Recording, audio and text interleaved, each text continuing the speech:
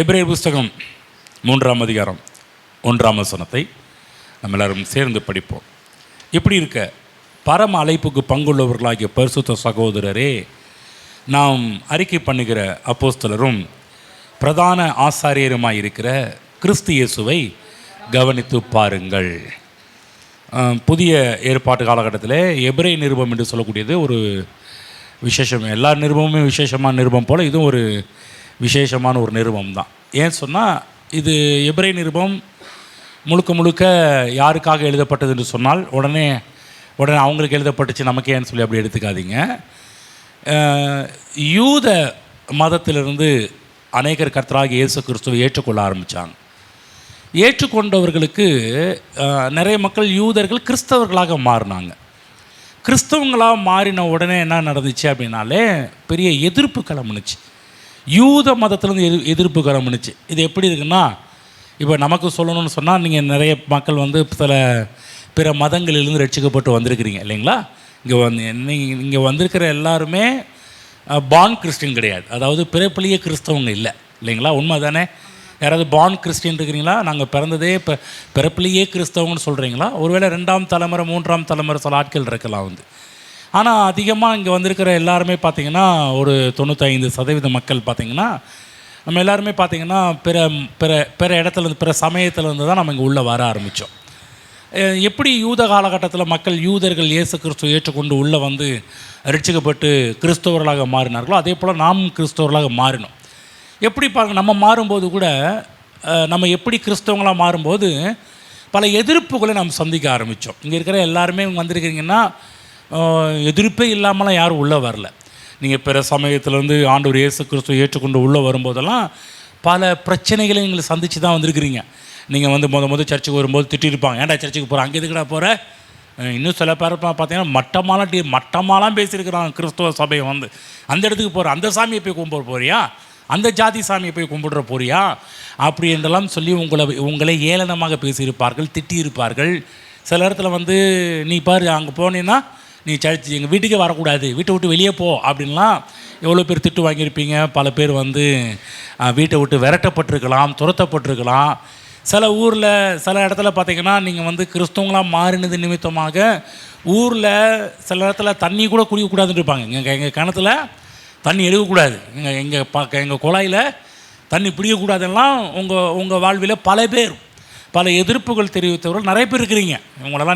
உங்களெல்லாம் இங்கே கூப்பிட்டு நீங்கள் எப்படி இயேசு கிறிஸ்துவை ஏற்றுக்கொண்டீங்க, நீங்கள் இயேசு கிறிஸ்துவை ஏற்றுக்கொள்ளும்போது எவ்வளோ பிரச்சனைகளை சந்தித்தீர்கள் என்று உங்களை கேட்டோம்னா கதையாக சொல்லுவீங்க, அப்படியே பக்கமாக சொல்லுவீங்க இல்லைங்களா? சில பேர் அப்படி தான் இருக்கிறீங்க. ஆமென், அப்படி தானே? இயேசு கிறிஸ்துவை ஏற்றுக்கொள்ளும்போது அப்படியே ஸ்மூத்தாக வந்துட்டீங்களா? இல்லை, பல பிரச்சனைகளை சந்தித்தோம், பல போராட்டங்களை சந்தித்தோம், பல அவமானங்கள், வெட்கங்கள், இதில் எல்லாவற்றையும் சந்தித்து நீங்கள் எல்லோரும் இங்கே வந்திருக்கிறீங்க. தேவன் அதை பார்க்குறார், உங்களுக்கு கனம் பண்ணுறார். எப்படி நீங்கள் பிற சமயத்திலேருந்து கிறிஸ்தவர்களாக மாறினீர்களோ அதே போல் தான் வேத காலகட்டத்தில் யூதர்கள் என்று சொல்லக்கூடிய ஒரு பிரிவு இருக்கிறாங்க. நீங்கள் நினைக்கலாம், அவங்க பைபிளில் யூதர்களை பற்றி நிறைய பேசப்பட்டிருக்குதுங்க, அப்போ யூதர்கள் வேறு கிறிஸ்தவர்கள் வேறையா அப்படின்னு கேட்டிங்கன்னா, யூதர்கள் வேறு கிறிஸ்தவர்கள் வேறு தான். ஏன் சொன்னால், இவங்க இயேசு கிறிஸ்துவை ஏற்றுக்கொண்டவர்கள். யூதர்களுக்கு பொதுவாக மேசியா வருவார்ன்ற வாக்கு தத்துவம் கொடுக்கப்பட்டுச்சு. ஆனால் அவங்க யாரை மேசியாவை எதிர்பார்த்தாங்க. ஆனால் அவங்க இப்போ எந்த மேசியாவை எதிர்பார்க்குறாங்களோ அந்த கிறிஸ்துவை எதிர்பார்த்து காத்து கொண்டிருக்கிறார்கள். ஆனால் அவங்க பல பேர் ரட்சிக்கப்படலை. ஆனால் ஏராளமான யூதர்கள் இயேசு கிறிஸ்துவை ஏற்றுக்கொண்டு ரட்சிக்கப்பட்டார்கள். சொல்லப்போனால் இந்த எபிரேய நிருபம் ஸ்பெஷலாக யாருக்கு எழுதப்பட்டுச்சுன்னா, பிற மதத்திலேருந்து ரட்சிக்கப்பட்டு உள்ளே வர ஆட்களுக்கு எழுதப்பட்டது. சொல்லப்போனால் பர்டிகுலராக யூதர்களுக்காக எழுதப்பட்ட ஒரு விஷயம். நீங்கள் யூதர்கள் நினச்சிக்காதீங்க, நாமும் இங்கே இருக்கிறோம். ஏன்னா இந்த யூத மதத்தில் ரட்சிக்கப்பட்டு உள்ளே வந்தனையும் சில யூதர்கள் என்ன பண்ண ஆரம்பித்தாங்க, ரட்சிக்கப்பட்டவர்களை டார்ச்சர் பண்ணாங்க. என்ன சொன்னாங்க, என்னடா இன்னும் அந்த தெய்வத்தையை கும்பிட போகிற, என்ன சொன்னாங்க, இயேசுவை அவ்வளவு கொச்சப்படுத்தி பேசினாங்க. தன்னைத்தானே ரட்சிக்க திராணி இல்லாதவனையை கும்பிட போகிற, ஒட்டு துணி இல்லாமல் நிர்வாணமாக தொங்குனானே அவனையா கும்பிட போகிற, நமக்கு பாரு பெரிய பெரிய தேவாலயங்கள் இருக்குது, சாலமோன் கட்டின டெம்பிள்லாம் இருந்துச்சு, அதெல்லாம் பேச ஆரம்பித்தாங்க. அதெல்லாம் சொல்ல ஆரம்பித்தாங்க. நமக்கு ஆசாரிகள் இருக்கிறாங்க, நமக்கு வந்து டெம்பிள் இருக்குது, நமக்கு தீர்க்கதரிசிகள் இருக்கிறாங்க, நம்முடைய குரு மோசே இருக்கிறாரு. இப்படியெல்லாம் நிறைய பேசி என்ன பண்ணாங்கன்னா இஸ்ரவேல் ஜனங்களை இந்த யூதத்திலிருந்து ரட்சிக்கப்பட்ட மக்களை திசை திருப்பி கொண்டே இருந்தார்கள்.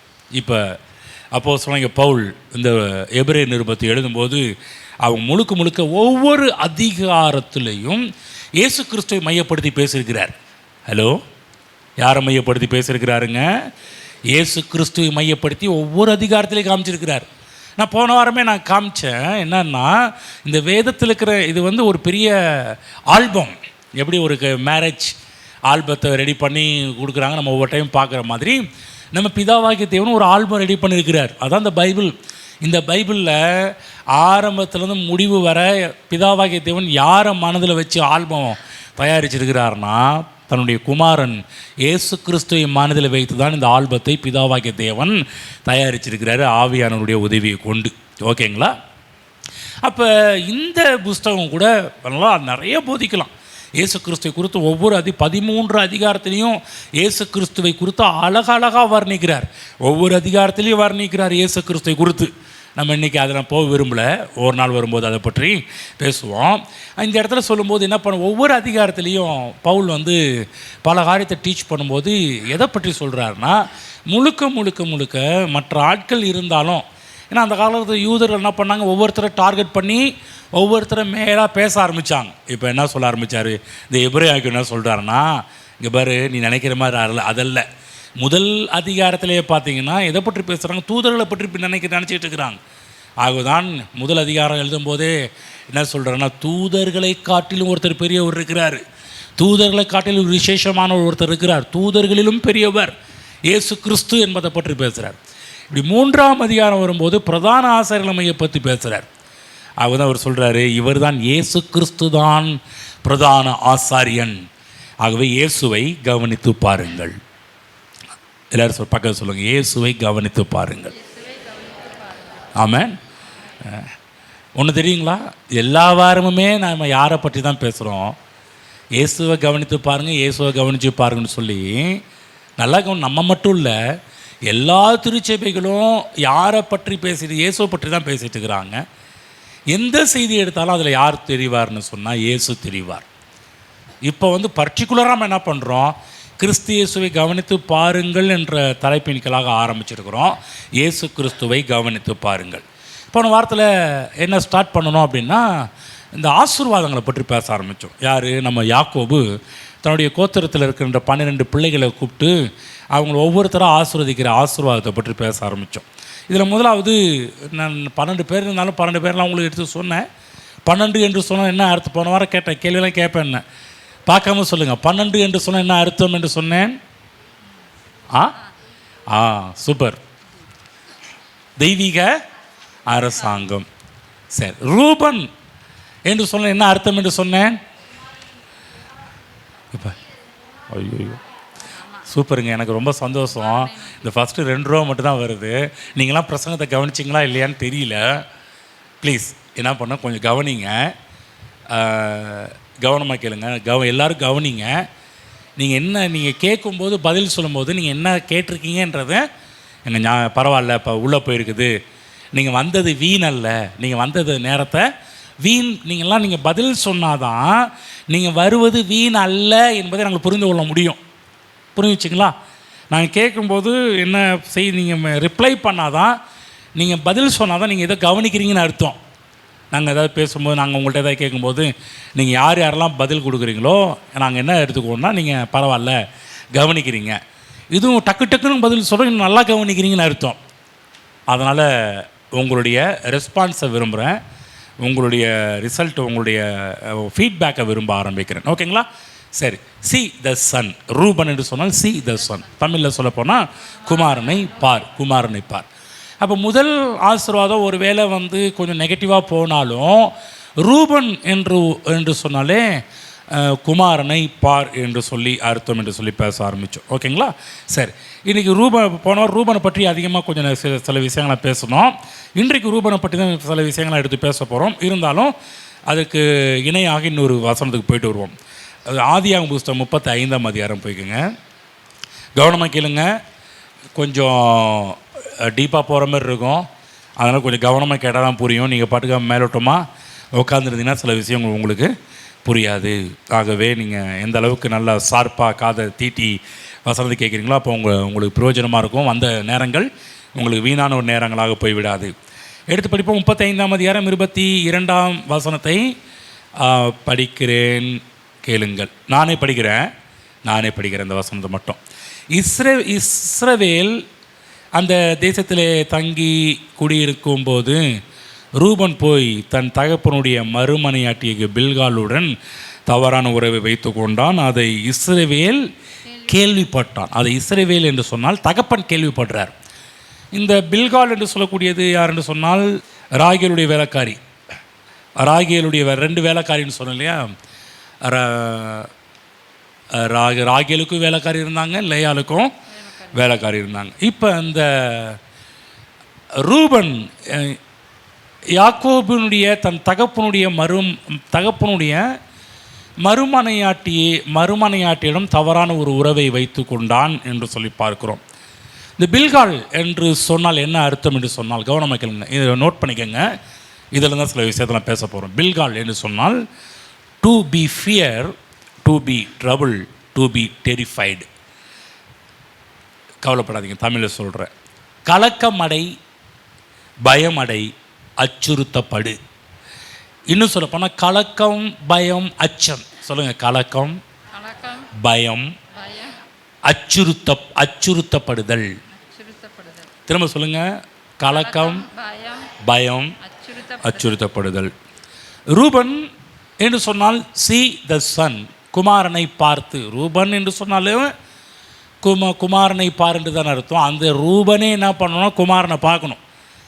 குமாரனை பார்த்து தான் ரூபனே வாழணும். ஆனால் ரூபன் குமாரனை பார் என்ற அர்த்தமுடைய ரூபன் குமாரனை பார்க்காமல் பில்காலை பார்க்க ஆரம்பித்தான்.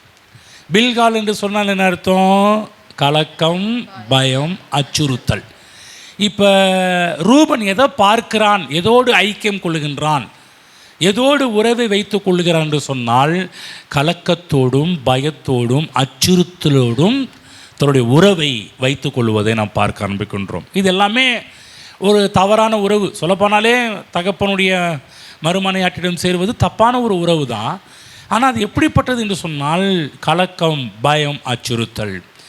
அப்போ மேன்மையான இடத்தில் வாழ வேண்டிய ரூபன், சிறப்பான இடத்தில் வாழ வேண்டிய ஒரு ரூபன், நல்ல இடத்துல வாழக்கூடிய ஒரு ரூபன் இப்போ எப்படிப்பட்ட ஒரு வாழ்க்கையை வாழ ஆரம்பிக்கிறான் என்று சொன்னால் எல்லா பயத்தோடும், எல்லா கலக்கத்தோடும், எல்லா அச்சுறுத்தலோடும் வாழ வேண்டியவனாக மாறிவிட்டான். இன்னும் சொல்லப்போனால் உன்னதத்தில் வாழ வேண்டியவன் ரூபன் இப்போ திரும்ப சொல்கிறேன், பயம், கலக்கம் மற்றும் அச்சுறுத்தலோடு படுக்க ஆரம்பித்தான். இதுதான் பிரச்சனை. நம்முடைய வாழ்வு எப்படிப்பட்டதாக இருக்கணும்? ரூபனோடு இருக்கணும். சி த சன்ஸ், குமாரனை பார்த்து வாழ வேண்டும். ஆனால் பில்கால் என்று சொன்னால் திரும்ப சொல்கிறேன், அச்சுறுத்தல், பயம் மற்றும் கலக்கம் அதோடு இணைய ஆரம்பித்தான். அதை பார்க்க ஆரம்பித்தான், அதோடு ஒன்று சேர ஆரம்பித்தான். அதனால் ஏற்பட்ட விளைவு சேஷ்டபுத்திர பாகத்திலிருந்து வரக்கூடிய ஆசீர்வாதத்தை எல்லாம் ரூபன் இழந்து விட்டான் என்று நாம் பார்க்கின்றோம். இன்னும் சொல்லப்போனால் இயேசுவை பார்த்து வாழ வேண்டியவன் ரூபன் இப்போ எதை பார்த்து வாழ்கிறது சொன்னால் பில்காலை பார்த்து வாழ்கிறான். பில்கால் என்று சொன்னால் அச்சுறுத்தல், பயம் மற்றும் கலக்கம். இதனால் என்ன நடந்தது என்று சொன்னால் தேவனுடைய ஆசீர்வாதத்தையும் தேவனுடைய அனுகூலத்தையும் இழந்து விட்டான். திரும்ப சொல்கிறேன், நம்முடைய வாழ்வு கிறிஸ்து இயேசுவை கவனித்து பார்த்து வாழ வேண்டும் என்று சொல்லி தான் தேவன் என்னையும் உங்களை அழைச்சிருக்கிறார். நம்முடைய வாழ்வே இயேசுவை நோக்கி வாழ வேண்டும். நம்முடைய வாழ்வு பில்காலை நோக்கி வாழ வேண்டும் என்று கர்த்தர் நம்மை அழைக்கவில்லை. நாம் யாரை பார்த்து வாழ வேண்டும் என்று கர்த்தர் அழைத்திருக்கிறார் என்று சொன்னால் ரூபனாகிய இயேசு கிறிஸ்து, சி த சன், குமாரனை பார்த்து வாழ வேண்டும் என்று அழைத்திருக்கிறார் என்பதை புரிந்து கொள்ளுங்கள். ஒரு வேத பகுதிக்கு நேராக போவோம். இது கொஞ்சம் நீண்ட பகுதியாக இருக்கிறதுனால நானே படித்து உங்களுக்கு சில அர்த்தத்தை சொல்லுகின்றேன். எடுத்துக்கொள்வோம். மத்தேயு புஸ்தகம் 14ஆம் அதிகாரத்துக்கு நேரம் நம்ம போவோம். மத்தேயு 14ஆம் அதிகாரம். அங்கிருந்து நம்ம ரூபனை பார்த்து வாழ வேண்டியவர்கள் எப்படி பில்காலை பார்த்து வாழ்கிறாங்க என்பதை பற்றி பார்க்க போகிறோம். நம்முடைய வாழ்வு இங்கே இயேசு கிறிஸ்து பேதுரு என்று ஒரு மனிதனை பற்றி பல காரியங்கள் மத்தேயு எடுத்து சொல்கிறார். இந்த இடத்துல மத்தேயுடைய வாழ்விலே, மத்தேயுவாக இருக்கட்டும், மார்க்காக இருக்கட்டும், யாராக இருக்கட்டும், எல்லாருமே ரூபனை பார்த்து வாழ வேண்டும். சி த சன், குமாரனை பார்த்து வாழ வேண்டும். நல்லா புரிஞ்சுக்கணும். திரும்ப திரும்ப ஒரு வார்த்தை வருதுன்னா அதில் நல்லா நான் கவனத்தை செலுத்த வேண்டும். இங்கே இருக்கிற நாம் ஒவ்வொருவரும் யாரை பார்த்து வாழ வேண்டும் என்று தேவன் ஆசைப்படுகிறார் என்று சொன்னால், தன் குமாரன் கர்த்தராகிய இயேசு கிறிஸ்துவை பார்த்து வாழ வேண்டும் என்று சொல்லி. ஆனால் ரூபன் இங்கே என்ன பண்ண ஆரம்பிச்சிட்டான்னா, துரதிருஷ்டவசமாக பில்காலோடு சேர ஆரம்பித்தான். பில்கால் என்று சொன்னால் திரும்ப சொல்கிறேன், கலக்கம், பயம், அச்சுறுத்தல், இதை பார்த்து வாழ ஆரம்பிச்சிட்டான். இப்போ மத்தேயு 14க்கு போவோம். அங்கேருந்து ஒரு சில வசனத்தை மட்டும் படித்து காமிக்கிறேன். 24ஆம் வசனத்துலேருந்து படித்து காமிக்கிறேன். ஒவ்வொன்றா படிக்கிறதுனால நான் அது கவனம் அங்கே நம்ம செலுத்த போகிறோம். ஓகேங்களா? எப்படி பேதுரு பில்காலை பார்த்தாரு என்பதை பற்றி பார்ப்போம். நீங்கள் டைரெக்டாக பில்காலை பார்க்கல, ஆனால் பில்காலுடைய அந்த அர்த்தத்துக்குரிய ஒரு காரியத்தெல்லாம் பார்த்ததுனால எவ்வளோ பிரச்சனைக்குள்ளே போனார், பிற்பாடு எப்படி சரியானார் என்பதை பற்றி பார்ப்போம். 14ஆம் அதிகாரம் 24ஆம் வசனத்துலேருந்து படித்து காமிக்கிறேன். எடுத்துக்கிட்டிங்களா? எடுத்துக்கங்க, நான் படிக்கிறேன். 23லேருந்து படிக்கிறேன். அவர் ஜனங்களை அனுப்பிவிட்ட பின்பு தனித்து ஜெபம் பண்ண ஒரு மலையின் மேல் ஏறி சாயங்காலமான போது அங்கே தனிமையாக இருந்தார். அதற்குள்ளாக படகு நடுக்கடலிலே சேர்ந்து எதிர்காற்றாக இருந்தபடியால் அலைகளினாலே அலைவு பட்டது. பிற்பாடு இரவில் 4ஆம் ஜாமத்திலே இயேசு கடலின் மேல் நடந்து அவர்களிடத்தில் வந்தார். கவனமாக நல்லா கவனிங்க. நடுக்கடல் என்று சொன்னாலே நடுக்கடலை சுற்றிலும் என்ன இருக்குன்னா இருள் இருக்கும். இவங்க எங்கே பயணிச்சிட்டு இருக்கிறாங்க? நடுக்கடலிலே சேர்ந்து.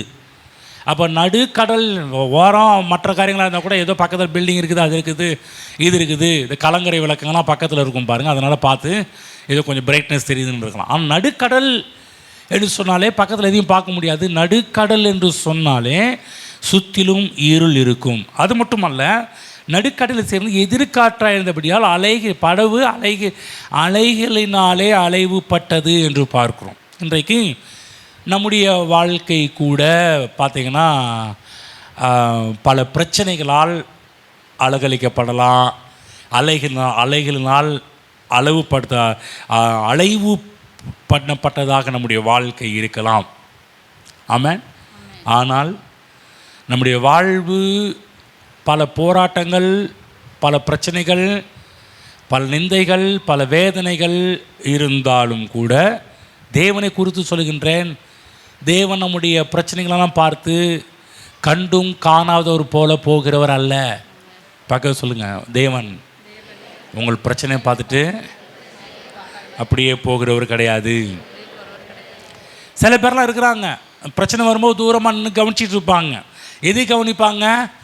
எப்படா நம்ம கீழே விழுவோம், எப்போ கீழே விழுந்து முகத்தில் மண் படணும் என்பதெல்லாம் பக்கத்தில் இருக்கிற ஜனங்கள் பார்த்துக்கிட்டு இருப்பாங்க, இல்லைங்களா? ஆனால் இயேசு கிறிஸ்துவுக்கு உங்கள் பிரச்சனைகள் நன்றாக தெரியும். அவர் பார்த்துட்டு அப்படியே போகிறவர் அல்ல. நன்றாக புரிந்து கொள்ளுங்கள். தேவன் சாதாரண ஒரு மனிதன் போல அல்ல. நம்ம கூட இருக்கிற சில ஆட்கள்லாம் நம்ம பிரச்சனையில் கை கொட்டுகிற ஆட்கள், நம்ம பிரச்சனையை பார்த்து சிரிக்கிற ஆட்கள், நம்முடைய பிரச்சனையை பார்த்து கேவலமாக பேசுகின்ற ஆட்கள் நிறைய பேர் இருப்பாங்க.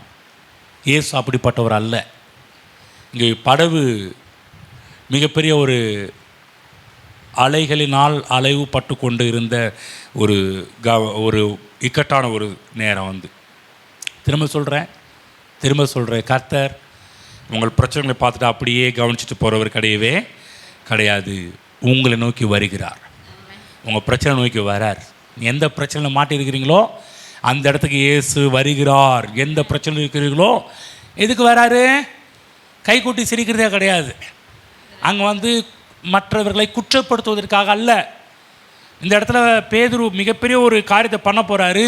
அவனை திட்டுவதற்காக கிடையாது. அவனுக்கு மட்டுமல்ல, அங்கே இருக்கிற எல்லாருக்குமே உதவி செய்யும்படிக்கு தான் வருகிறார். நன்றாக புரிந்து கொள்ளுங்கள் தேவ பிள்ளைகளே. இன்றைக்கும் கர்த்தராகிய இயேசு கிறிஸ்து நம்மை தேடி வருகிறார், நம்ம நோக்கி வருகிறார். நம்முடைய வாழ்வு பல பிரச்சனைகள் இருக்கலாம். நல்லா கவனமாக, சில பேர்லாம் எனக்கு ஆண்டவரே கடவுளே எங்கே இருக்கிறீங்க, என் பிரச்சனையிலேருந்து இப்படி விட்டுட்டு போயிட்டீங்களே அப்படின்லாம் நம்ம சில நேரத்தில் சொல்லுவோம். நம்ம சில நேரத்தில் ஜெபம் பண்ணுவோம். அந்த மாதிரிலாம் கண் இருக்குதா, காது இருக்குதா, அப்படி கண்டுவோம் காணாதொரு போல் போகிறீங்களே அப்படிலாம் நம்ம கடவுளை குறை சொல்லுவோம். நல்லா புரிஞ்சுங்க, தேவன் இயேசு அப்படிப்பட்டவர் கிடையாது. உங்களுக்கு உதவி செய்ய காத்து கொண்டிருக்கிறார். உங்களுக்கு உதவி செய்வதிலே கர்த்தர் இயேசு ஆர்வம் உள்ளவராக இருக்கிறார். இந்த இடத்துல பார்க்குறோம் என்ன போடப்பட்டிருக்குதுன்னா, இரவின் 4ஆம் ஜாமத்திலே இயேசு கடலின் மேல் நடந்து அவர்களிடத்தில் வந்தார் என்று பார்க்குறோம். இரவின் 4ஆம் ஜாமம். எல்லோரும் சொல்லுங்கள் 4ஆம் ஜாமம். 4ஆம் ஜாமம்னு சொன்னோன்னே 4 மணி நினச்சிக்காதீங்க, ஓகேங்களா? நம்ம பொதுவாகவே 3ஆம் ஜாமம்னா 3 மணி நினச்சிக்காதீங்க. 2ஆம் ஜாமம் 2 மணி நினச்சிக்காதீங்க. கவனமாக கேளுங்க. வேதத்தில் சரித்திரத்தில் பார்த்தீங்கன்னா, யூத சரித்திரத்தில் முதலாவது எபிரேயர்கள் பார்த்தீங்கன்னா, நம்ம எப்படி ஒவ்வொரு காலங்களுக்கும் சமயங்கள் வைக்கிறோமோ அவங்களும் சமயம் வைப்பாங்க. நம்முடைய டேட் நல்லா கவனமாக கேட்கணும். நம்முடைய கேலண்டர், நம்முடைய டைம் எப்போ ஆரம்பிக்குதுன்னா இரவு 12 மணிக்கு ஆரம்பிக்கிறது. ஹலோ, நம்ம நாள் நல்லா கவனமாக, நம்முடைய நாள் இந்தியாவில் நாள் எப்போ ஆரம்பிக்குதுன்னா, பொதுவாகவே எல்லா இடத்துலையும் நாள் எப்போ ஆரம்பிக்குதுன்னா இரவு 12 மணிக்கு தான் நாள் ஆரம்பிக்கும். அப்படி தானே? அப்போ அங்கே தானே கணக்கு போடுவாங்க. 1, 2, 3 அப்படி தான் கணக்கு போடுவாங்க. அந்த 1லேருந்து அந்த 12 to 1லேருந்து 1 AM 12 1 அடித்தாலே பார்த்தீங்கன்னா 12 AM மாறிடும், ஓகேங்களா? 12 AM to AM. PM எப்போ ஆரம்பிக்குதுன்னா மதியம். எப்போ பிஎம்னு சொன்னால் மதியம் எப்போ ஆரம்பிக்குதுன்னா இன்றைக்கி இப்போ இன்னும் ஒரு 3 மணி நேரம் இருக்குது, இன்னும் 4 மணி நேரம் இருக்குது, 12 மணி ஆரம்பிக்கும், மதியம் ஆரம்பிக்குது. சரி, நம்முடைய கணக்கு பார்த்திங்கன்னா இரவு 12 மணிக்கு ஆரம்பிக்குது. அடுத்த இரவு 12 மணிக்கு தான் பார்த்திங்கன்னா ஒரு நாள் கணக்கு. கவனிச்சுங்க, நம்முடைய ஒரு நாள் எப்படி சொல்லுவோம்? ஒரு நாள் கணக்குன்னா இரவு 12 மணிக்கு ஆரம்பித்து அடுத்த இரவு 12 மணிக்கு தான் ஒரு நாள் கணக்கு. ஆனால் யூதர்களுடைய கணக்கு எப்படின்னா, நைட்டு ஆரம்பிக்க மாட்டாங்க. 6 to 6, மாலை 6லிருந்து அடுத்த நாள் மாலை 5:39 அந்த செகண்டுக்கு தான் அவங்க பார்த்தீங்கன்னா ஒரு நாள் கணக்கு. புரிஞ்சிச்சா? பக்கத்தில் கேளுங்க, புரிஞ்சிச்சான்னு கேளுங்க. என்ன புரிஞ்சிச்சு? நம்ம நாளுக்கு, அதாவது பொதுவாகவே இன்றைக்கு உலகத்தில் பயன்படுத்துகிற நாளுக்கும் அன்றைக்கு இருக்கின்ற யூதர்களுடைய கணக்குக்கும் நாள் எப்போ ஆரம்பிக்குதுன்னா மாலை 6 மணிக்கு ஆரம்பிக்கிறது. புரிஞ்சிச்சிங்களா? அது நல்லா புரிஞ்சுங்க. இதை நீங்கள் புரிஞ்சுக்கிட்டிங்கன்னா பைபிளில் இருக்கிற பல சந்தேகங்கள், நீங்கள் படிச்சுருக்கும் போது பல கேள்விகளுக்கு பதிலெலாம் வர ஆரம்பிக்கும். அவங்க டேட் எப்போ ஆரம்பிக்குது? 6 மணிக்கு ஆரம்பிக்குது. அவங்க 3 மணி நேரங்கள் ஒரு காலத்தை கணிப்பார்கள். 6 to 9, 9 to 12, 12 to 3, 3 to 6 அப்படியே அவங்க என்ன பண்ணுவாங்கன்னா அந்த மாதிரி ஒரு கணக்கை வைப்பார்கள். 6 to 9க்கு அவங்க பேர் என்ன கொடுப்பாங்கன்னா முதலாம் ஜாமம். 6 to 9க்கு எத்தனை ஜாமம்? முதலாம் ஜாமம். 2ஆம் ஜாமத்துக்கு அப்போ டைம் 6 to 9 முதலாம் ஜாமம்னா 2ஆம் ஜாமம் 3ஆம் ஜாமம் 4ஆம் ஜாமம். ஓகேங்களா? புரிஞ்சிச்சா? பக்கத்தில் புரிஞ்சிச்சா? இது நம்ம எப்படி சாயங்காலம், காலை, மதியம், மாலை அண்டு இரவுன்னு சொல்லி நம்ம இப்படி பிரிக்கும். நம்முடைய கணக்கு என்னென்னா காலை, மதியம், மாலை அண்டு இரவு, இப்படி தான் நம்ம 4 ஜாமத்தை பிரித்து வச்சுருக்கோம். அவங்க முதலாம் ஜாமம், 2ஆம் ஜாமம், 3ஆம் ஜாமமாக பிரிப்பாங்க. ஒவ்வொரு ஜாமம் பிரிக்கும் போது 3 மணி நேரம் கணக்கு வச்சுக்குவாங்க. ஓகேங்களா? இப்போ கேளுங்க, புரிஞ்சான்னு கேளுங்க. சரி, இப்போ உங்கள்கிட்ட அடுத்த ஒரு கேள்வி என்ன கேட்க போகிறோம்னா, இயேசு எத்தனாம் ஜாமத்தில் நடுக்கடலில் வந்தார் அப்படி என்று சொன்னால் நேரம் எத்தனை? நான் இனிமேட்டு இந்த பக்கம் திரும்ப மாட்டேன், இந்த பக்கம் தான் திரும்ப போகிறேன். சரி, நான் உங்களுக்கு புரிஞ்சிச்சா? என்ன சொன்ன? நீங்கள் கம்முன்னு கிடங்க. நான் இங்கே கேட்குறேன். என்ன கேட்க போகிறேன்னா, நம்முடைய இங்கே யாருக்கும் பதில் சொல்லக்கூடாது, ஓகேவா? நம்முடைய கணக்கின்படி ஒரு நாள் எப்போ துவங்குகிறது? Super, thank you sir. நம்ம ஜாமங்களை எப்படி பிரிச்சிருக்கிறோம்? காலை, மதியம், மாலை, இரவு. சார், யூதர்களுடைய கணக்கு எப்போ ஆரம்பிக்கிறது? மாலை 6 மணிக்கு. அது கூட பாருங்கள், ஒரு சில தான் சொல்கிறீங்க. சரி, 4ஆம் ஜாமத்திலே இயேசு கடலில் நடந்து போனால் எத்தனை மணி? அப்போ சூப்பர், பரவாயில்ல. 2 பேருமே காலையில் கவனமாக தான் கேட்டுட்ருக்குறீங்க. தொடர்ந்து நல்லா கவனமாக கேளுங்க. சரி, கவனமாக கேளுங்க. பக்கத்தில் சொல்ல, கவனமாக கேளுங்க.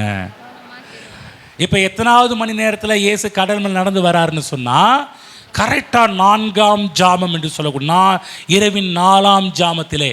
இப்போ நீங்கள் வேதத்தை நீங்கள் படிக்கும் போதெல்லாம் ஜாமம் என்று சொன்னால் நீங்கள் டைமை நீங்கள் குறித்து வச்சுக்கணும்.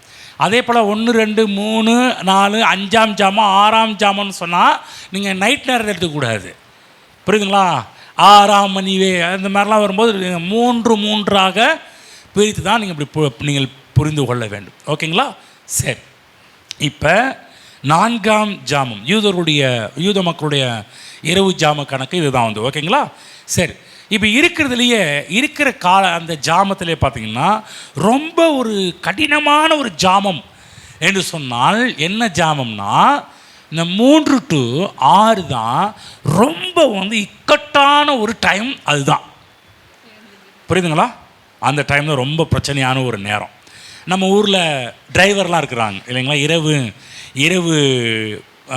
டிரைவிங் ஆக்டிங் டிரைவர்லாம் இருக்கிறாங்க. சில நேரத்தில் நம்ம கூட நைட்டு ட்ராவல் பண்ணுறவங்களாம் சில நேரத்தில் இருக்கிறோம். அதிகமாக நீங்கள் ரெக்கார்டு எடுத்து நீங்கள் படிச்சிங்கன்னா, அதிகமாக விபத்து ஏற்படுற நேரங்கள் எல்லா ஊர்லேயுமே விபத்து எந்த நேரத்தில் ஏற்படும்னு சொன்னால், சரியாக அந்த 3லிருந்து 6 மணிக்குள்ளே தான் அதிகமாக அப்போ நீங்களாம் மற்ற நேரத்தில் விபத்து ஏற்படலையா பாஸ்டர்? காலையில் கூட இங்கே அப்படிலாம் சொல்லலாம் ஆனால் கவனமாக கேளுங்க. அதிகமாக விபத்து ஏற்படக்கூடிய ஒரு நேரம் என்று சொன்னால் காலை 3லிருந்து 6 மணி வரை ரொம்ப. ஏன்னா அந்த நேரத்தில் ரொம்ப டயர்டாவாங்க, தூக்க கலக்க வருவாங்க. அந்த வண்டியை ஓட்டும்போது பார்த்திங்கன்னா டிரைவருடைய கண்ணெல்லாம் மேலே போவாங்க, ஓட்டிகிட்டு போகும்போது வண்டி இப்படி போயிட்டுலாம் அலையும் போது ஆரம்பிக்கும்.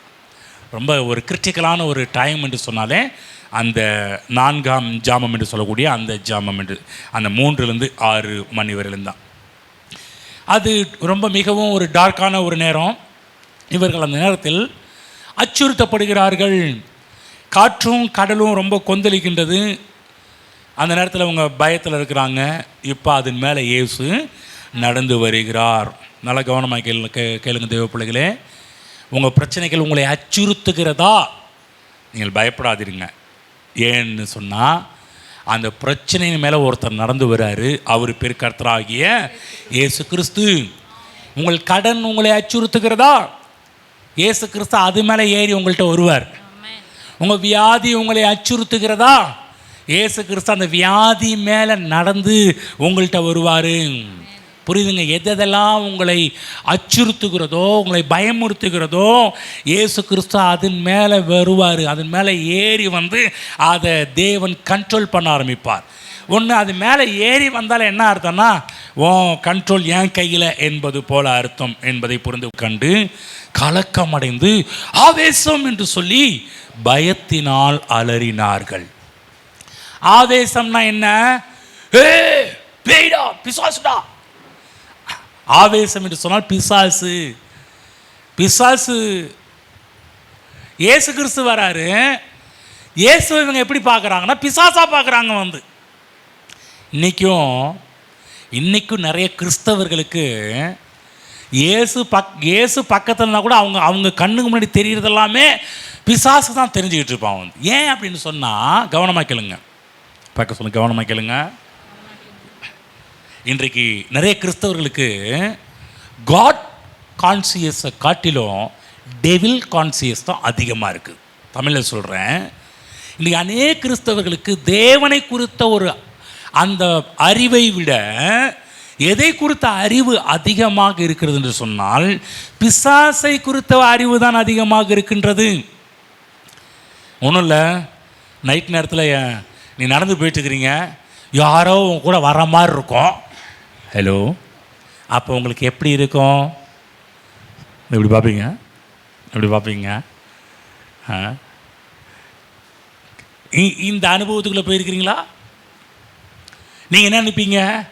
சில பேருக்கெல்லாம் நடந்து போகும்போதே அந்த பக்கத்தில் யாராவது வர மாதிரி சவுண்டு கேட்டாலும் நமக்கு என்ன ஆகும்னா அப்படியே ஒரு மாதிரி அப்படியே அந்த ஹார்ட் பீட்லாம் வேகத்தில் பட்ட அடிக்க ஆரம்பிச்சிடும். வந்து கவனமாக கேளுங்க. இஸ்ரவேலை காக்கிறவர் உறங்குவதும் இல்லை, தூங்குகிறதும் இல்லை. நான் உன்னை விட்டு விலகுவதும் இல்லை, உன்னை கைவிடுவதும் இல்லைன்னு சொல்லியிருக்கிறார். நல்லா கவனமாக கேளுங்க கிறிஸ்தவ விசுவாசிகளே, கிறிஸ்தவர்களே, நல்லா கவனிங்க. உங்கள் பின்னாடி ஏதாவது வர மாதிரி இருந்துச்சுன்னா உடனே இந்த கான்சியஸ் வந்து ஒருவேளை பிசாசு வரானோ அவன் வர நினச்சிக்காதீங்க. நல்லா புரிஞ்சுங்க, தேவன் உங்களோடு நடந்து வருகிறார். அந்த கான்சியஸை தூக்கி போடணும். டெவில் கான்சியஸை தூக்கி போட்டு காட் கான்சியஸை உள்ளே கொண்டு வாங்க. தேவனை குறித்த ஒரு எண்ணத்தால் உங்கள் மனம் நிரம்புவதாக. புரிஞ்சுங்களா?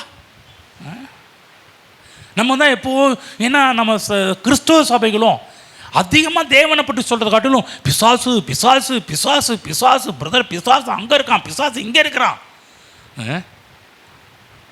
சில பேரும் சொல்லுவாங்க, ஜோமன்ற சாக்கில் சொல்லுவாங்க, அருமையான ஜோமன்ட்டு அருமையான சகோதரியே உங்கள் வீட்டில் இந்த இடத்துல அப்படின்னு சொல்லி என்ன பண்ணுவாங்கன்னா பிசாசை பற்றி சொல்லிட்டு போயிடுவாங்க. வந்து உங்கள் எண்ணமெல்லாம் எப்படி இருக்கும்? அதே எண்ணமாக தான் இருக்கும். ஒன்றும் இல்லைங்க, நான் சின்ன வயசில் இயேசு கிறிஸ்து ஏற்றுக்கொண்டேன். அப்போ எங்கள் அம்மா இறந்துட்டாங்க. அதுக்கு முன்னாடியே 10வது படிக்கும்போது இயேசு கிறிஸ்து ஏற்றுக்கொண்டேன். அதுக்குள்ளே பார்த்தீங்கன்னா எங்கள் வீட்டுக்கு வந்து ஜோமண்ண வந்தாங்க.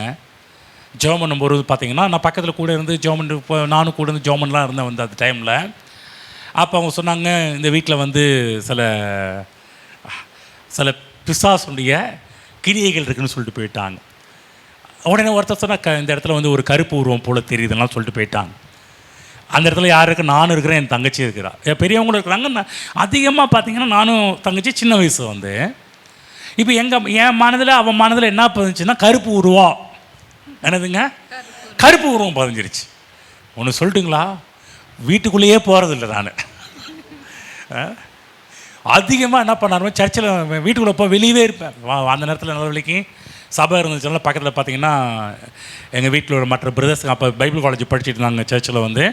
அப்போ என்ன சொன்னாங்கன்னா, இந்த தங்கச்சி இவங்களாம் பயப்படுறதுனால என்ன சொன்னாங்க, பாஸ்டர் இந்த மாதிரி சர்ச்சில் வந்து படுத்துணும்னு சொன்னால் ஓகே. நாங்கள் அப்போ நான் என்னுடைய அன்றைக்கி உள்ள சர்ச்சில் போனவன் தான். எதுக்கு பயந்துட்டு? கருப்புக்கு பயந்துட்டு போனவன் தான். அப்படியே ஸ்டாண்டர்ட் ஆகிட்டேன் வந்து. கவர்மெண்ட் எந்த ஆளும் பாருங்கள் பயத்தை உருவாக்குனாங்க. பயம், என் தங்கச்சி பார்த்தா பல்ல கடிச்சிக்கிட்டு இருப்பான். அந்த இதெல்லாம் கேள்விப்படும், அவள் அப்படியே இறுக்கி கடிச்சிக்கிட்டு இருப்பாள் வந்து. கவனமாக கேளுங்க, நம்ம எதை விதைக்கிறோன்றது ரொம்ப ரொம்ப முக்கியம். அதுதான் நாங்கள் ஜெபம் பண்ணும்போதெல்லாம் உங்களுக்கு நெகட்டிவெல்லாம் தெரிஞ்சாலும் நெகட்டிவ் உங்கள்கிட்ட சொல்கிறதே கிடையாது, பிற்போக்கானது சொல்கிறதே கிடையாது.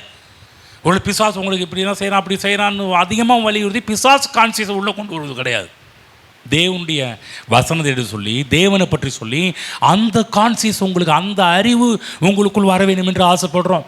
சின்ன வயசுலேருந்தே பார்த்தீங்கன்னா நான் இன்றைக்கி நிறைய பேருடைய குடும்பத்தில் பார்த்தீங்கன்னா எது அதிகமான ஒரு கான்சியஸ், அந்த அறிவு எதில் வளர்ந்துருக்குதுன்னா டெவில் கான்சியஸ், பிசாசு அந்த அறிவில் தான் மக்கள் வளர்ந்துருக்குறாங்க சின்ன வயசுலேருந்தே.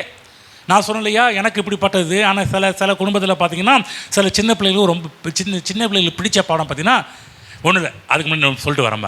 நமக்கு நம்மளை வளர்க்கும் போதே சாப்பாடு ஊட்டி வளர்க்கும் போது என்ன சொல்லி வளர்ப்பாங்க, டேய் ஒழுங்காக சாப்பிட்லன்னா 5 கண்ணை வருவான். அப்புறம் எனக்கு தெரிஞ்ச 5 கண்ணுங்க, உங்களுக்கு சொல்லுங்கள். நீங்கள் என்ன சொல்லி வளர்த்துருக்கிறீங்க? பூச்சாண்டி வருவான். அப்புறம் ஆனால் சொல்லுங்கள், தப்பு கிடையாதுங்க. என்ன சொல்லி வளர்த்தீங்க? அதை அதாவது இயேசு கிறிஸ்துக்கு வரத்துக்கு முன்னாடி என்ன சொல்லி வளர்த்தீங்க? ஏங்க நான் கேட்குறேன், இப்படிலாம் சொல்லி வளர்த்தீங்களா, வளர்க்கலையா? நான் இப்போ இல்லை, இயேசு கிறிஸ்துக்கு வருவதுக்கு முன்னாடி ஏதாவது நம்ம இந்த மாதிரிலாம் சொல்லி வளர்த்துறீங்களா இல்லைங்களா? 5 கண்ணை, பூச்சாண்டி, அப்புறம் சரி ஓகே, பயப்படுறீங்க, நீங்கள் பயப்படுறீங்க, சரி ஓகே, இந்த மாதிரிலாம் வளர்த்துருப்போம். ஆனால் இன்றைய காலகட்டத்தில் பார்த்தீங்கன்னா எப்படி பிள்ளைங்க வளர்கிறாங்கன்னா பேய் படம் பார்த்தா வளர்கிறாங்க. இந்த ஒரு டைமில் பார்த்தீங்கன்னா எனக்கு சேலத்துக்கு வந்த புதுசில் 2000, 2001, 99, 2000 அந்த 2000 டைமில் பார்த்தீங்கன்னா எல்லா சீரியலும் காத்து கருப்பு ஓடிட்டு இருந்துச்சு. கேள்விப்பட்டீங்களா? நாங்கள் டிவி பார்க்கலைங்க. எனக்கு எப்படி தெரியும்னா, அந்த டைமில் பார்த்தீங்கன்னா இந்த பள்ளப்பட்டியில் சிறுவர்கள் ஊழியம் பண்ணியிருக்கோம், போவோம் பாருங்க. அவங்க நிறைய பிசாத்து பிடிச்சவங்க வருவாங்க. பிசாத்து பிடிச்சவங்க வரும்போதெல்லாம் பேய் ஓட்டிட்டு லாஸ்ட்டில் எங்களோட என்ன கேட்குறேன்னா, நைட்டு அவங்கள்ட்ட முதல்ல கேட்க நைட்டு என்ன படம் பார்த்தேன்னு தான் கேட்போம். என்ன படம் பார்த்தேன்? இப்போ சீரியலில் காற்று கருப்பு ஓடிட்டு இருக்குதுங்க அப்படின்னு வாங்குவாங்க. நான் சொன்னேன், அந்த காற்று கருப்பு தாங்க அடிச்சிருக்குது, வேறு ஒன்றும் இல்லை அப்படின்னு. புரியுது என்ன சொல்கிறோம்? நம்ம எதை அதிகமாக பார்க்குறோமோ அது அப்படியே நம்முடைய ஆழ் மனதில், சப்கான்சியஸில் ஆழ் மனதில் போய் அது பதிய ஆரம்பிச்சிடும். நீ சில பிள்ளைங்க பேய் படம் பார்ப்பாங்க, ஹாரி பாட்டர் படம் பார்ப்பாங்க.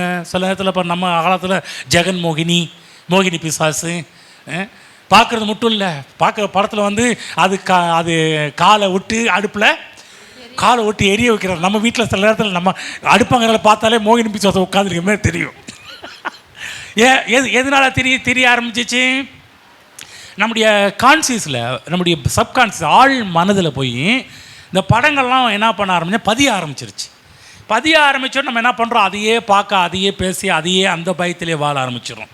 இன்றைக்கி நிறைய நேரத்தில் பார்த்திங்கன்னா நிறைய குடும்பத்தில் பிள்ளைகளுக்கு நல்ல அவங்கள மனதுக்கு நல் விஷயம் போகிறத விட கெட்ட விஷயங்கள் தான் அதிகமாக போய் கொண்டு இருக்கிறது. தேவனுடைய பிள்ளைகளை நன்றாக கவனியுங்கள். உங்கள் பிள்ளைகளுக்கு உள்ள அவங்க மனதுக்கு என்ன போகிறது என்பதை குறித்து ரொம்ப கவனமாக இருங்க. எதை உள்ள அனுப்புகிறது என்பதை குறித்து கவனமாக இருங்க. புரியுதுங்களா? பெற்றோர்களே, பிள்ளைகள் வைத்திருக்கிற பெற்றோர்களே, உங்கள் எல்லாருக்கும் சொல்கிறேன், உங்கள் பிள்ளைகளுக்கு அவங்க ஆழ் மனதுக்கு எதை கொண்டு போய் கொடுக்கிறீர்கள். சில நேரத்தில் நம்ம சாப்பாடு போட்டு வளர்த்தாலும் சில விஷயங்களை அவங்க ஆழ் மனதுக்கு நம்ம அனுப்பிக்கிட்டே இருப்போம், அவங்க உள்ளே போயிட்டே இருக்கும். நான் சொல்கிறேன், நல்ல கவனமாக கேளுங்க. இப்போயே பிள்ளைகளுக்கு எப்படி வளர்க்கணும்னா, சில நெகட்டிவான ஒரு காரியமாக தான் அதுக்கு நோ சொல்லி பழக கற்றுக்கொண்டு வளர்க்க வேண்டும். புரியுதுங்களா? சில பேர்லாம் சொல்லுவாங்க, என் பிள்ளைகள்கிட்ட ஃப்ரெண்டை போல் பழகிறேன் அப்படின்வாங்க. என் பிள்ளைகள் நான் ஃப்ரெண்டு அப்படின்னு வாங்குவாங்க. சில பேர் அப்படி சொல்லுவாங்க. ஹலோ, ஒரு விஷயத்தை கவனமாக கேளுங்க. உங்கள் பிள்ளைகளுக்கு நீங்கள் ஃப்ரெண்டு இல்லை. நம்ம நினச்சிக்கிறோம் என் பிள்ளைகள் நான் ஃப்ரெண்டை போல் என் பிள்ளைகளோட பழகிறேங்க. சில பெற்ற தாய்மார்கள் சொல்லுவாங்க, என் பசங்கள்ட்ட ஃப்ரெண்டை போல் பழகிறேன். கிடையாது. நீங்கள் அப்பா மாதிரி இருக்கணும், அம்மா மாதிரி இருக்கணும். உங்கள் பிள்ளைகளுக்கு நீங்கள் ஃப்ரெண்டு இல்லை, உங்கள் பிள்ளைகளுக்கு நீங்கள் பெற்றோர். சில பேர் சொல்லுவாங்க, சில இடத்துல சில ஆட்களும் சொல்லுவாங்க, என் பிள்ளைக்கு நான் ஃப்ரெண்டை போல் பழகிறேங்க. கிடையாது. நல்லா மாற்றிக்கங்க. உங்கள் பெற்றோர்களே, பிள்ளைகள் விளக்க ஒவ்வொரு பெற்றோர்கள் சொல்கிறேன், உங்கள் பிள்ளைகளுக்கு அப்பா மாதிரி இருக்கணும், அம்மா மாதிரி இருக்கணும். ஏன் சொல்கிறது நீங்களா? இன்றைக்கு ஃப்ரெண்டு ஏராளமான நண்பர்கள் இருக்கிறாங்க. புரியுதுங்களா? நிறைய நண்பர்கள் தங்களுடைய ஃப்ரெண்ட்ஸுங்களுக்கு தப்பானதை நிறைய சொல்லிக் கொடுக்குறாங்க. ஆனால் நீங்கள் நண்பர்கள் அல்ல, அப்பா அம்மா உங்கள் பிள்ளைகளுக்கு தவறு செய்யும்போது நோ சொல்ல கற்றுக் கொடுக்க வேண்டும். இது தப்பு, இது செய்யக்கூடாது, இது தவறு, இது செய்யக்கூடாது. நீங்கள் இந்த வயசுலேயே பிள்ளைகளுக்கு நோ சொல்லி நீங்கள் பழகி கொடுத்தீங்கன்னு சொன்னால், ஒரு நாள் வரும்போது தவறு என்று வரும்போது பிள்ளைங்க அவர்கள் நோ சொல்ல பழகிக்குவாங்க. நீங்கள் இப்போ எல்லாவற்றையும் அவங்களுடைய ஆழ் மனதுக்கு எல்லாவற்றையும் நீங்கள் உள்ளே கொடுக்க ஆரம்பிச்சிட்டிங்கன்னா, ஒரு காலம் வரும்போது அதெல்லாம் உங்களுக்கு தெரியவே தெரியாது. எல்லாத்துக்கும் எஸ்ன்னு வாழ ஆரம்பிச்சிடுவாங்க. தப்பு எது சரி எது என்று அவர்களுக்கு தெரியாது. ஆகதான் சில இடத்துல பிள்ளைகளை அடிங்கன்னு சொல்கிறோம். சில பெற்றோர்களுக்கு என் மேலே இந்த நேரத்தில் கோபம் வரும். என் பிள்ளை ஆரம்பத்துலேருந்து என் பேரன் பேத்தியெல்லாம் என் பையனெல்லாம் அடிக்காமல் வளர்த்துட்டு இவர் அடிங்கன்றாரு. ஏங்க கவனமாக கேளுங்க. பிள்ளைகளுக்கு அடித்தா அதுக்குன்னு ஓவராகவும் அடிச்சிடக்கூடாது. அதையும் சொல்லிடுறேன். அடிங்கன்னு சொன்னவன் ஓவராகவும் அடிச்சிடாதீங்கன்னு சொல்லி கொடுக்குறேன். ஏன் அடிங்கன்னு சொல்கிறோம்னா, பிள்ளைகளுக்கு சரி எது தப்பு எது என்பதை எப்படி உணர்த்து அந்த அடியின் மூலமாக சில நேரத்தில் திட்டுவது, தப்பான வல்கரான வார்த்தையெல்லாம் பயன்படுத்திடாதீங்க.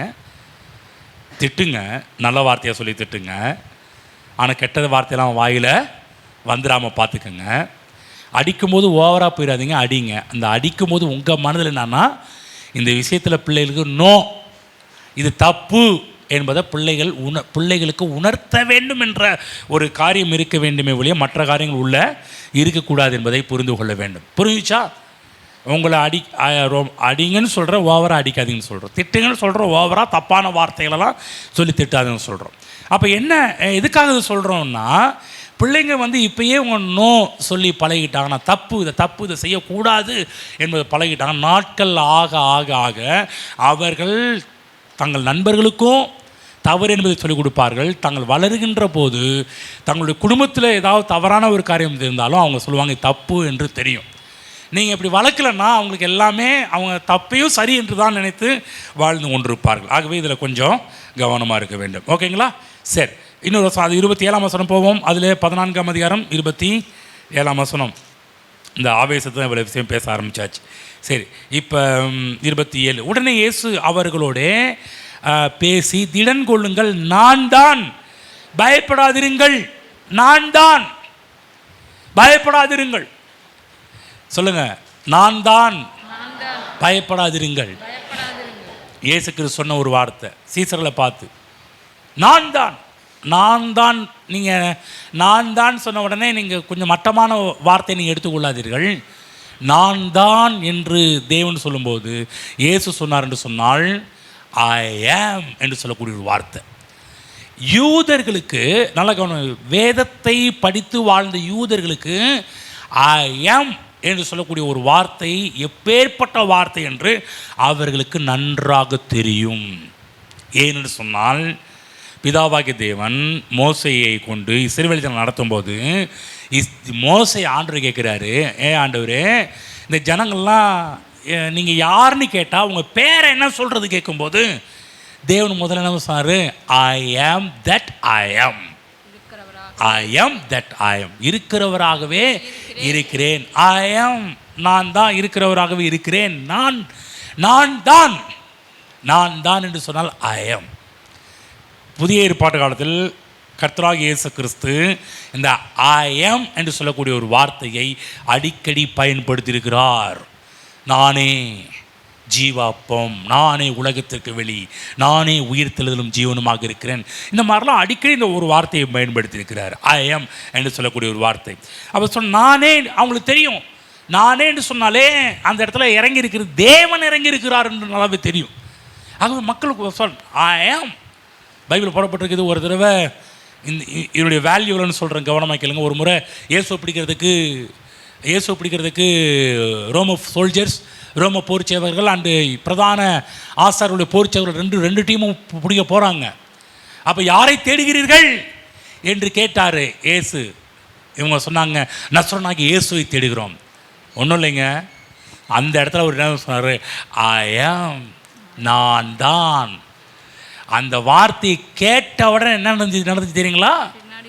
அந்த வார்த்தையை கேட்ட உடனே எல்லாருமே அப்படியே மல்லாக்கா விழுந்தாங்க, அப்படியே கீழே விழ ஆரம்பிச்சுட்டாங்க. அந்த வார்த்தையை கேட்டதுக்கே எல்லாருமே, இப்போ எல்லா போர் சேவகர்களும் பொத்து கீழே விழுவுறாங்க. நான் தான் என்று சொல்ல வார்த்தை கேட்ட உடனே நல்ல. ஆகவே பைபிளில் எங்கெல்லாம் ஐ ஆம் என்று சொல்லி, நான் தான் என்று சொல்லி தேவனும் இயேசுவும் எங்கெல்லாம் பேசுகிறாங்களோ அப்போ கொஞ்சம் நின்று அந்த இடத்துல கவனமாக பார்க்க வேண்டும். இந்த இடத்துல சொல்ல, நான் தான், பயப்படாதிருங்கள். ஆமென். புரியுதுங்களா? ஆகவே கவனமாக கேளுங்க தேவ பிள்ளைகளே.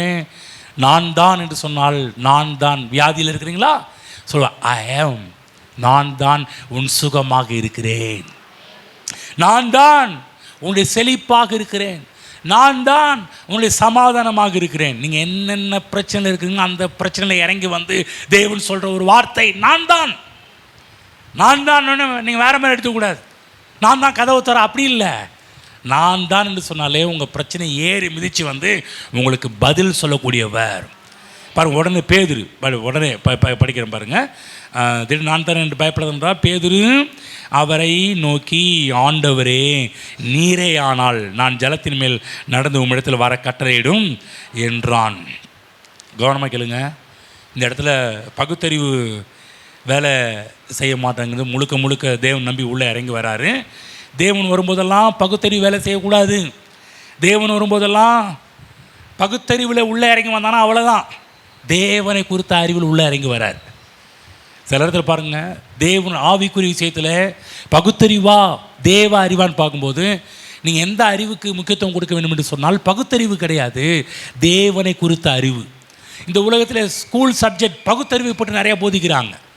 ஹலோ, புரியுதா? இருக்கிறீங்களா? இன்றைக்கி ஸ்கூலுக்கு எதுக்கு அனுப்புகிறோம்? பிள்ளைங்க பகுத்தறியணுன்றதுக்காக.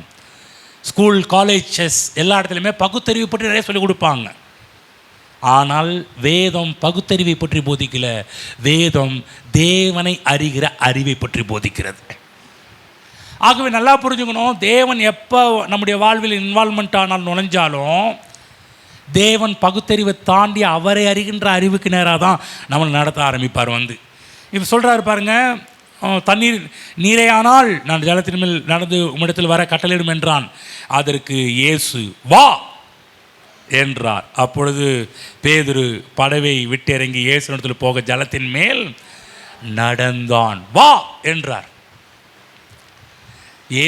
பேதுரு இயேசுவை பார்த்து கொண்டு இயேசுவினிடத்தில் போக ஜலத்தின் மேல் நடந்தான். ஆமென்.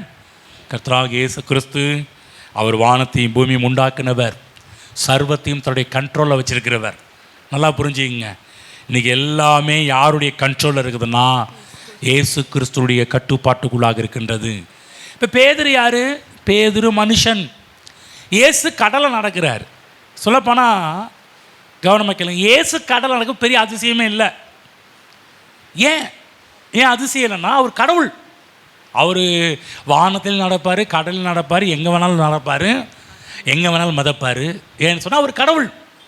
ஆனால் அதிசயம் என்ன சொன்னால், இயேசு கடல் மேல் நடந்து வருவதை விட பேதுரு கடல் மேல் நடந்து வருவதுதான் ஆச்சரியமும் அதிசயமான ஒரு காரியம். புரியுதுங்களா? மிகப்பெரிய ஒரு அதிசயம் நடக்குது. பேதுரு யாரை பார்க்குறான்? ரூபனை பார்க்கிறான். See the son. ரூபன் என்றால் குமாரனை பார். இப்போ பேதுருக்கு என்ன உரைக்கப்பட்ட? ரூபன், see the son, குமாரனை பார். நல்லா கவனிக்கணும், பேதுரு எக்ஸ்பீரியன்ஸில் வரல. பேதுரு ஏற்கனவே கடலில் முன்ன பின்ன நடந்த அனுபவத்தில் வரல. ஏன் சொன்னால் இதுவரை யாரும் கடலில் நடந்தது கிடையாது. ஆனால் இந்த இடத்துல பார்க்குறோம், குமாரனை பார்த்து கொண்டு கடலில் நடந்து வருகிறார். ஏன்னு சொன்னால் இது ஃபர்ஸ்ட் பார்ன் பிளெஸிங், சேஷ்டபுத்திர பாகத்தினுடைய ஆசீர்வாதம். கடல் மேல் நடக்கிறது யாருடைய ஆசீர்வாதம்? சேஷ்டபுத்திர பாகத்தினுடைய முதற் பேரானவருடைய ஆசீர்வாதம். முதற் பேரானவருடைய ஆசீர்வாதம் அவர் நடக்கலாம், ஏன்னா அவர் அண்ட சராசரத்தை உண்டாக்குனவர்.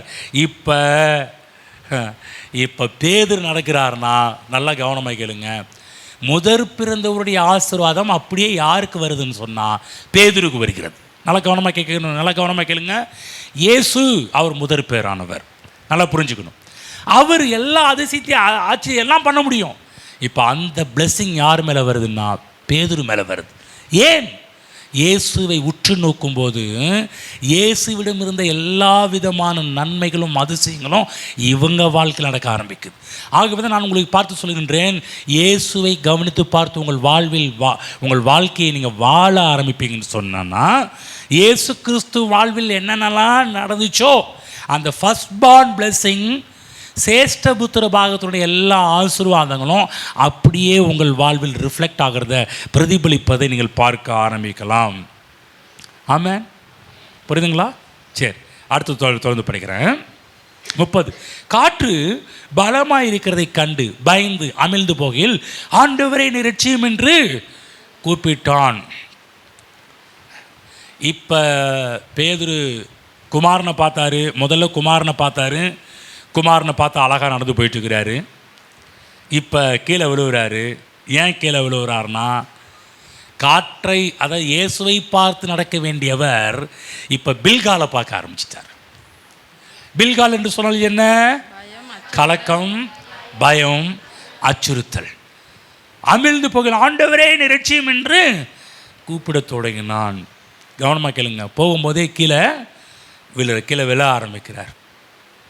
காற்றும் கடலும் கொந்தளிக்கிறது. கவனமாக கேளுங்க. அதாவது ஒரு காரியம் சொல்கிற, காற்றும் கடலும் கொந்தளிக்கிறதுக்கும் பேதுரு விழுகிறதுக்கும் சம்மந்தமே இல்லை. ஏன் சம்மந்தம் இல்லைன்னு சொன்னான்னா, அதாவது இப்போ நீங்கள் எல்லோரும் நடந்தான் வந்திருக்கிறீங்க, பிரதர் இப்போ நடந்தான் போகிறார், ஓகேங்களா? நடந்தான் போகிறாரு, நீங்களும் நடந்தான் வந்திருக்கிறீங்க, எல்லோரும் நடந்தான் உள்ளே வரீங்க. இது இயற்கை எல்லாருமே செய்ய வேண்டிய ஒரு காரியம். இப்போ கடல் மேலே நடந்து வருவது பார்த்திங்கன்னா இயற்கையான ஒரு காரியம். அதாவது ஒரு நடக்கிறது போல் அவர் நடந்து வர்றார். சிம்பிளாக இப்போ இப்போ இப்போ நீங்கள் சிம்பிளாக நடந்து வந்துடலாம், இப்போ நடக்கிறீங்க சிம்பிளாக நடந்து வந்துடலாம். ஆனால் கடல் மேலே நடக்கும்போது யாருமே கடல் மேலே நடக்க மாட்டாங்க, நடக்க முடியாது. ஏன் சொன்னால், இப்போ நடக்கிறது போல் நீங்கள் கடல் மேலே நடந்து வர முடியாது. ஏன்னு சொன்னால் பல பல போராட்டங்கள், பல உங்கள் எண்ணங்களில் பல எண்ணங்கள் ஓடும். அதெல்லாம் நீங்கள் ஜெயிச்சுட்டு மேலே வர ஆரம்பிக்கணும். புரியுதுங்களா? சிம்பிளான ஒரு காரியம் கிடையாது. கடல் மேலே நடந்து போகிறது என்பது, அதாவது ஒன்றும் இல்லை, கைத்து மேலே ஒருத்தர் நடந்து போகிறார். கைத்து மேலே நயகரா நீர்வீழ்ச்சி இருக்குதுன்னு வச்சுக்கங்களேன். நயகரா நீர்வீழ்ச்சியில் ஃபால்ஸ் இருக்குது, அந்த நீர்வீழ்ச்சி இருக்குது. அது இடையில ஒருத்தர் கம்பி கட்டி நடந்து போகிறாரு. எல்லோரும் கை கொட்டி சிரிக்கிறாங்க, சூப்பர்ப்பா சூப்பர்ப்பான். இப்போ அந்த நயகரா நீர்வீழ்ச்சியில் போகிற சொல்கிறாரு, சரி இப்போ நான் பல விதத்தில் நான் கயிறில் நடந்து போனதை நீங்கள் பார்த்தீங்க. குச்சி வச்சு நடந்து போகிறது, சைக்கிளை வச்சு நடந்து போகிறது, எல்லாவற்றையும் பிடிச்சி நான் நடந்து போகிறத பார்த்துருக்கீங்க. சரி இப்போ நான் எப்படி நடந்து போகிறேன்னா, யாராவது வாங்க உங்களை பிடிச்சி நான் நடந்து போகிறேன்னு சொல்கிறார். நீங்கள் என்ன பண்ணுவீங்க? நீங்கள் என்ன பண்ணுவீங்க? யாராவது நடப்பீங்க? ஏன்னா பார்க்க அவர் சொன்னது இதை புரிஞ்சான்னு கேளுங்க. புரிஞ்சுச்சா? எங்கள் வித்தக்காரங்களுக்கு நடக்கலாம். இப்போ திடீர்னு உங்களை கூப்பிட்றாரு, நீங்கள் என்ன சொல்லுவீங்க? ஐயோ சாமியோ நான் வரமாட்டேன், வேணாம்ப்பா. உங்களுக்குள்ளே என்ன ஆகணும்? எங்கே போகிறான் புத்து, எங்கள் சைக்கிள் விழுந்தால் கூட பரவாயில்ல, குச்சி தடி விழுந்தால் கூட பரவாயில்ல, திடீர்னு நான் அந்த ஃபால்ஸ் கீழே விழுந்தா ஏமாம்மா இந்த விபரீத விளையாட்டுக்கெல்லாம் வேணாம் சாமி அப்படின்னுவோம். கவனமாக கேளுங்க. இப்போ என்ன நடக்குது அப்படின்னு சொன்னால், நடந்து வர்றார் பேதுரு, நடந்து வர்றார். அதாங்க ஆச்சரியம். இவ்வளோ நான் சொல்கிற கடல் நடக்கிற சாதாரணமான விஷயம் கிடையாது. ஆனால் கடல் மேலே நடந்து வர்றாருன்னா யாரை பார்த்து? ரூபனை பார்த்து, சீ த சன், குமாரனை பார்த்து வந்தவர் டக்குன்னு பில்காலை பார்க்க ஆரம்பிச்சிட்டார். அப்போ தான் விழ ஆரம்பித்தார். தேவ பிள்ளைகளே, ரூபனை பார்க்கும்போது காற்றும் கடலும் கொந்தளிக்கிறதை கண்டு பயந்து இப்போ என்ன நடக்குதுன்னா பயம் பில்கால் உள்ள வர ஆரம்பிச்சுட்டாங்க. அதாவது உன்னதமான நிலையில் வாழ வேண்டியவன் இப்போ பிரச்சனையை பார்த்து வாழ ஆரம்பிக்கிற ஒரு நிலைமை. கவனமாக கேளுங்க. இப்போ பிரச்சனை உங்கள் கண்ட்ரோலில் தான் இருக்குது. நீங்கள் இயேசுவையே பார்த்து வாழ ஆரம்பிச்சிங்கன்னா பிரச்சனையை நீங்கள் சுலபமாக ஜெயிக்கலாம், போராட்டங்களை சுலபமாக ஜெயிக்கலாம். வியாதி, தரித்திரம், கடன், இவை எல்லாவற்றையும் நீங்கள் ஈஸியாக உங்களால் ஜெயிக்க முடியும். இப்போ கவனம் யார் பக்கம் இருக்கணும்? இயேசுவை, குமாரனை பார்த்து வரணும். பாருங்கள், உடனே இயேசு கையை நீட்டி அவனை பிடித்து, அற்ப விசுவாசியே ஏன் சந்தேகப்பட்டாய் என்றார். அவர்கள் படவில் ஏறின உடனே காற்று அமர்ந்தது. அப்பொழுது படவில் உள்ளவர்கள் மெய்யாகவே நீர் தேவனுடைய குமாரன் என்று சொல்லி அவரை பணிந்து கொண்டார்கள். ஆமென் சொல்லுங்க, பணிந்து கொண்டார்கள். ஆமென். எப்பொழுதெல்லாம் இயேசுவை நீங்கள் கவனித்து பார்க்கிறீர்களோ அப்பெல்லாம் பிரச்சனை மேலேயே நீங்கள் நடப்பீங்க. பிரச்சனை உங்கள் மேலே நடக்காது, கஷ்டமும் துன்பமும் உங்கள் மேலே நடக்காது. இயேசுவை உற்று நோக்கும் போது நடக்க ஆரம்பிக்கும். உங்களுடைய பயணத்தை இப்படி தான் ஆரம்பிக்கணும். இயேசுவை கவனித்து பார்த்து உங்கள் வாழ்வை தொடர்ந்து போயிட்டே இருங்க. இடையில பில்கால் வருவா. ஆமென். பில்கால்னா என்ன அர்த்தம்? பயம், கலக்கம், அச்சுறுத்தல் வரும். ஒரு நாளும் கவனத்தை பில்கால் பக்கம் திருப்பாதீர்கள். உங்கள் கவனம் இயேசுவின் மீது இருக்கும் என்று சொன்னால், நீங்கள் இயேசுவின் மூலமாக வருகின்ற ஃபர்ஸ்ட் பார்ன் பிளெஸிங்க்கு, முதற் பேரானுடைய ஆசீர்வாதத்துக்கு, சேஷ்டபுத்திர பாகத்தின் ஆசீர்வாதத்திற்கு நீங்கள் தப்பவே முடியாது. அந்த ஆசீர்வாதத்திற்குள் வாழ ஆரம்பித்து விடுவீர்கள். ஆமென். ஏறின உடனே காற்று அமர்ந்தது. என்ன சொல்கிறாருன்னா, எல்லா பிரச்சனையும் உங்கள் கட்டுப்பாட்டுக்குள் வர ஆரம்பிச்சிடும். கிறிஸ்து மட்டும்தான் என்று சொல்லி வாழ்கிறவர்கள், நான் சொல்கிறேன், இந்த பூமியில் எந்த சவால் வந்தாலும் நீங்கள் ஜெயிக்க ஆரம்பிப்பீர்கள். ஆனால் உங்கள் வாழ்வில் எது மையமாக இருக்க வேண்டும்? Only Jesus. ஒன்லி ஜீசஸ்ன்னு இப்படி கிறிஸ்துவ பற்றி போதிக்கிறதுனால நல்லா கவனிங்க, ஒரு ஒன்லி ஜீசஸ் குரூப்பாக நினச்சிடக்கூடாது. ஏன்னா கிறிஸ்துக்கு மக்களுக்கு இதெல்லாம் வர ஆரம்பிக்கும். ஏசுனாங்க ஏசுன்னு போதிச்சுட்டு இருக்கிறாரு. ஏசுன்னு போதிக்கிறதுனால ஒன்லி ஜீசஸ் கிடையாது. பிதாவை பற்றி திருத்துவத்தை விசுவாசிக்கிறோம். நம்முடைய சபை திருத்துவத்தை விசுவாசிக்கின்ற ஒரு சபை என்பதை மனதில் எடுத்துக்கொள்ள வேண்டும். நீங்கள் எதை விசுவாசிக்கிறீங்க? திருத்துவத்தை விசுவாசிக்கிறோம், பிதாவை விசுவாசிக்கிறோம், குமாரனை விசுவாசிக்கிறோம், பரிசுத்த ஆவியையும் விசுவாசிக்கிறோம் என்பதை மனதில் பதித்து கொள்ள வேண்டும். ஆனால் இப்போ எதை பிதாவினுடைய மனதில் இருப்பதுன்னா கிறிஸ்து இயேசு. நம்முடைய மனதிலும் எப்படி பிதாவின் மனதில் கிறிஸ்து இயேசு முக்கியமாக இருந்தாரோ நம்முடைய மனதிலும் கிறிஸ்து இயேசு முக்கியமானவராக இருக்க வேண்டும். கிறிஸ்துவை நோக்கி நம்முடைய வாழ்வை வாழ ஆரம்பிக்க வேண்டும். இதுவரை நீங்கள் பல பேரை பார்த்து வாழ்ந்திருக்கலாம், பிரச்சனையை பார்த்து வாழ்ந்துருக்கலாம், கஷ்டத்தை பார்த்து வாழ்ந்திருக்கலாம், வியாதியை பார்த்து வாழ்ந்திருக்கலாம், மக்கள் ஏதாவது உதவி செய்வாங்கன்னு சொல்லி மக்களுடைய கையை எதிர்பார்த்து வாழ்ந்திருக்கலாம். இப்போ என்ன சொல்கிறேன்னா, இனிமேல் உங்களுடைய முழு கவனம் அந்த உலகத்தில் இருக்கிற மற்ற எந்த காரியமும் கிடையாது. உங்கள் முழு கவனமும் கிறிஸ்து இயேசுவை நோக்கி பார்த்து வாழ்வதில் மட்டும்தான் உங்கள் முழு கவனத்தை செலுத்த வேண்டும். ஆமென். கிறிஸ்தவர்களே, கிறிஸ்துவை உடையவர்களே, இன்றைக்கு கிறிஸ்தவம் ஏன் வீழ்ச்சி அடைகின்றது? கிறிஸ்தவம் ஏன் தோற்று போகிறது? கிறிஸ்தவம் ஏன் பல பிரச்சனைகளை சந்திக்கிறது என்று சொன்னால் ஒரே ஒரு காரணம், கிறிஸ்துவை நோக்கி பார்த்து வாழ்வதை விட உலகத்தையும் பிரச்சனைகளையும் கஷ்டத்தையும் தரித்திரத்தையும் இல்லாமையையும் பார்த்து வாழ்வதனால தான் அவங்க இன்னும் கீழே போயிட்டுருக்கிறாங்க. நன்றாக புரிந்து கொள்ளுங்கள், நம்முடைய வாழ்வில் கிறிஸ்து மட்டுமே. ஆமென். கிறிஸ்துவை மட்டுமே நோக்கி பார்த்து வாழ கற்றுக்கொள்ளுங்கள். இயேசு என்ற வார்த்தையை அடிக்கடி உச்சரியுங்கள். உங்கள் வாயிலே உச்சரியுங்கள். இயேசுவின் நாமத்தை உச்சரியுங்கள். இயேசு உங்கள் கண்ணீரை துடைப்பார். இயேசு உங்கள் கவலையை போக்குவார். இயேசு உங்கள் தரித்திரத்தை நீக்குவார். இயேசுவால் கூடாத காரியம் என்று ஒன்றும் இல்லை. நீங்கள் எந்த பிரச்சனை வந்திருந்தாலும் அத்தனை பிரச்சனைக்கு தீர்வு இயேசு கொடுக்கிறவர். அத்தனைக்கும் இயேசு பதிலாக இருக்கின்றார். எழுந்து நிற்போம்.